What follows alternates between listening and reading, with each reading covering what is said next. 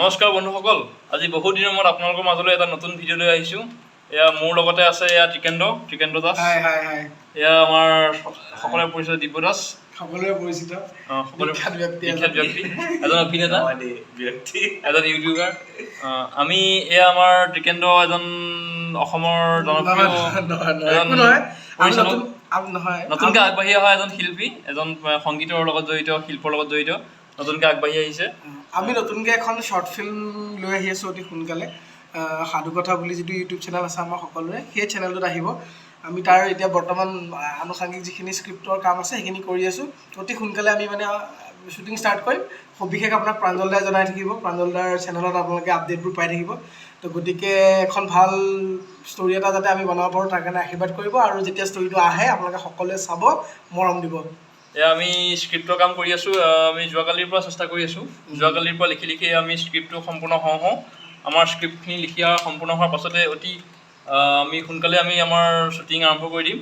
আৰু যিমান পাৰোঁ সোনকালে আপোনালোকৰ মাজলৈ এখন হাস্যমধুৰ চুটি ছবি আপোনালোকৰ মাজলৈ আগবঢ়াই দিবলৈ আমি চেষ্টা কৰিম। আশা কৰোঁ আপোনালোকে সকলোৱে আদৰি ল'ব। আমাৰ নতুন নৱপ্ৰজন্মৰ এজন মানে নৱপ্ৰজন্মৰ এজন পৰিচালক। এওঁ সংগীতৰ পৰা আৰম্ভ কৰি ধৰি লওক বিভিন্ন ধৰণৰ ভিডিঅ' এওঁ পৰিচালনা কৰে। এয়া আমাৰ দিব্য, আমাৰ এই প্ৰডাকশ্যনটোৰ মেনেজাৰ। মই এওঁলোকৰ লগতে এওঁলোকৰ বন্ধুৱে হয়, যদিও আমি একেলগে মিলি আমি নতুনকৈ এখন ছবি আমি কৰিম বুলি ভাবি আহিছোঁ। এয়া আমি স্ক্ৰিপ্টৰ কাম কৰিয়ে আছোঁ। আমি লিখি আছোঁ। আমাৰ হয়তো আজি অলপ পাছতে আমাৰ স্ক্ৰিপ্টৰ কাম সম্পূৰ্ণ হৈ যাব। তাৰপাছত অতি কম সময়ৰ ভিতৰত আমি এখন হাস্যমধুৰ চুটি ছবি আপোনালোকৰ মাজত উপহাৰ দিম বুলি ভাবিছোঁ। একদম সকলোৱে আশীৰ্বাদ কৰিব, সকলোৱে চাই থাকিব। আৰু আপোনালোকে এখেতৰ যিটো এতিয়া ভিডিঅ'টো যেতিয়া আপলোড কৰিব তাতে সাধুকথাৰ চেনেলটোৰ লিংকো যাব। তাতে আপোনালোকে ছাবস্ক্ৰাইব কৰি দিব, যাতে আপোনালোকৰ যেতিয়াই আমাৰ শ্বৰ্ট ফিল্মখন আপলোড কৰোঁ আপোনালোকে সকলোতকৈ আগতে গম পায়। আৰু প্ৰাঞ্জল দাকো মৰম দি যাব। তেখেতেও নতুনকৈ আৰম্ভ কৰিছে প্ৰচেষ্টাবোৰ। আচলতে কি হয়, এটা ব্যস্ততাপূৰ্ণ জীৱনৰ মাজত এইবোৰ আচলতে অকণমান সকাহ, এইবোৰ অকণমান মানে এটা ৰিফ্ৰেছমেণ্ট সেইবোৰে। আৰু আপোনালোকেও তেনেকৈ আমাৰ লগতো জড়িত হৈ থাকক, আমাৰো ভাল লাগিব। আপোনালোকো আগুৱাই যাওক নিজৰ কামত, নিজৰ লক্ষ্যত উপনীত হোৱাকৈ আপোনালোকে কষ্ট কৰি যাওক। আমাকো মানে উৎসাহ যোগাওক, আমিও আপোনালোকক উৎসাহ যোগাম।